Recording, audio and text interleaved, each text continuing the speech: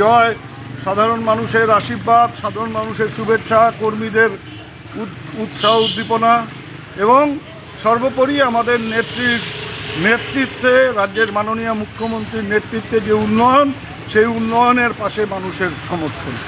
জয়ে জয়কার, যদি জয়ের পরে যদি কোনো বিশৃঙ্খলা সৃষ্টি না হয় সেই দিকটা কীভাবে দেখছেন? আমরা এখন পরিষ্কারভাবে প্রত্যেকটা কর্মীকে বলেছি এবং বলারও প্রয়োজন হয় না, কারণ এটা তো স্বাভাবিক ঘটনা, এর মধ্যে কোনো রকম উত্তেজনার ব্যাপার নেই। এবং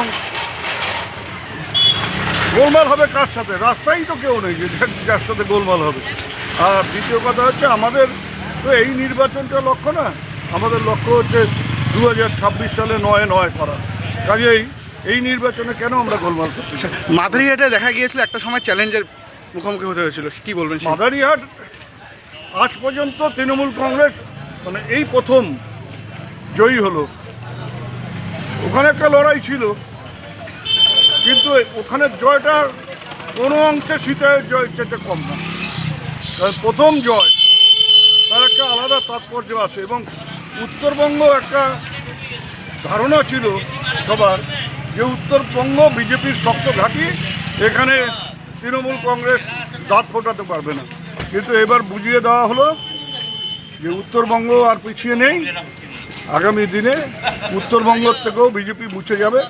এবং যারা বিজেপিকে সাথে নিয়ে আলাদা উত্তরবঙ্গ বা আলাদা কুচবিহারের স্বপ্ন দেখে, তারাও বুঝে গেলেন যে ওসব করে যদি কেউ স্বপ্ন দেখে যে এখানে রাজ্যে হবে, আলাদা রাজ্যে হবে, তারা মুখ্যমন্ত্রী হবে, তারা যে মূর্খের স্বর্গে বাস করছে। এবারে ভোটের ফলাফল তার মধ্যে দিয়ে বুঝিয়ে দিল যে এখানে যদি ওইসব চিন্তা করে তাহলে ফলাফল শুধু খারাপ না, এর চাইতে আরও কঠিন অবস্থা হবে।